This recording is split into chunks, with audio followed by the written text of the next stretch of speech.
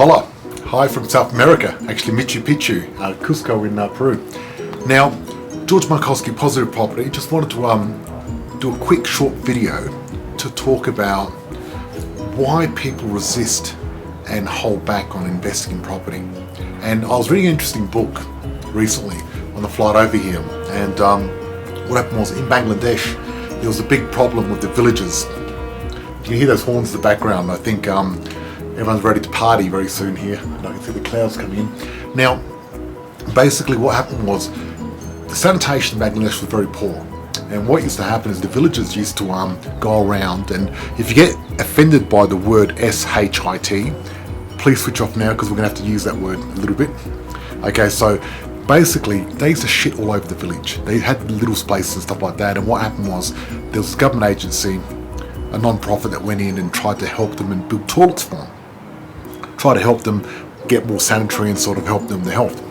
Unfortunately, it didn't work. No one was using the toilets because they couldn't be bothered. They preferred going out in the fields or whatever they were. So it really didn't help. So they tried to force them to do it, and it didn't help.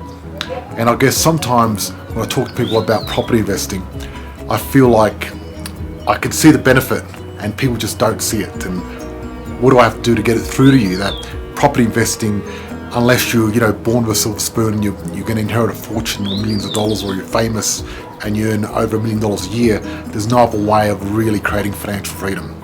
You know what I mean? So let's get back to the story. So what happened was they decided they needed a different way of doing it.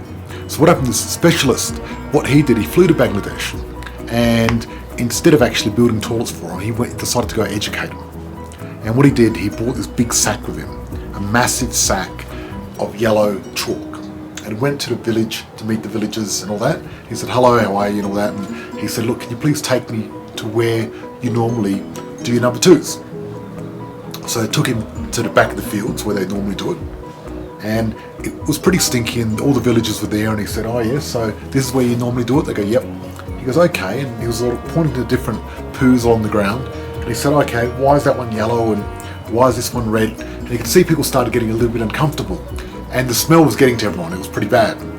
And then he saw a chicken sort of pecking into one of it. He goes, oh yeah, do you guys eat chicken? They go, yes. So he started sort of singing into their head, and then there was flies everywhere. And then what he did, he said, look, get this yellow chalk, and I want you to put it everywhere where you do your number twos. So they went and did it, and there was quite a few areas. And then the kids had a lot of fun doing it, going around, throwing it around. Then he said, oh, look, when it's urgent, or when you got diarrhea, where do you do it? So then they got chalk, and it was around the houses because it was too far for them to walk. And before you knew it, the whole village was just covered in yellow chalk everywhere. And you could see the villagers were started to get a little bit uncomfortable about the whole fact that they were pooling all over the place, and they never had that conversation. Then what he did, he grabbed a glass of water, and he said, who would like to drink this glass of water? He went up to one of the ladies and said, would you like to drink this water? She said, yes. He said, hold on a second. He pulled her hair out, got the hair, stuck it in a poo, put it in the glass, and then said, here you go. And she said, no, I don't want to drink it. He goes, why not? She goes, well, because it's got poo in it. He goes, those flies that you see there, do you ever get flies coming on your food or in your house and everywhere else? They said, yes. And he said, well, they've got 6 legs instead of just one hair, so you're eating poo anyway. And finally the penny clicked, and the villagers decided, out of embarrassment and out of finally having overwhelming evidence, that they needed to do something about it. And it wasn't a matter of money and spending money and doing it. They themselves decided to build their own little toilets and not do this anymore. And they finally realised the way they were living. Because what used to happen is whenever there was a flood, and that happens a lot in Bangladesh, then all the poo would go everywhere, all through the crops, and a lot of people were getting sick and dying from it. So, using this analogy, if you've been thinking about investing in property and you're not sure about it, what's holding you back? Do we need to get some yellow chalk and look at your life? 98.2% of people in Australia, by the time they turn 65, retire dead broke. Those statistics are alarming.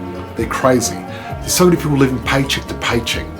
Now the fact of it is, unless if you haven't got investments that are giving you money on a weekly basis, then something needs to change. Look, what we need to do is we need to get some yellow chalk, and maybe put some yellow chalk around your bills, about your lifestyle, about do you like going to work, do you like getting up early and going to work and coming back, are you living the lifestyle that you want? I know the yellow chalk for me was, I remember I lived in Sydney, and what used to happen is when I got my bills, they'd all pile up and I'd put them in the end of the kitchen, and then at the end of the month I'd have no choice but to open them up, and when I'd open up my bills I'd have this horrible feeling in the pit of my stomach, like it was terrible, because I knew I had to pay more money than I had, and it was very, very difficult. And that was my yellow chalk. So what you've got to do is you've got to find your reason, find the yellow chalk and find the reason why you're not going to live this life anymore, what's going to motivate you to find out more about property investing, to get out there and invest and change your life for the better.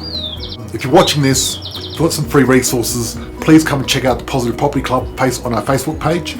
I'm there every week talking about different things, and also check out our website, positivepropertysolution.com.au. Check out our webinar, and we've got a free book there for you as well. Cheers, talk to you later, bye bye.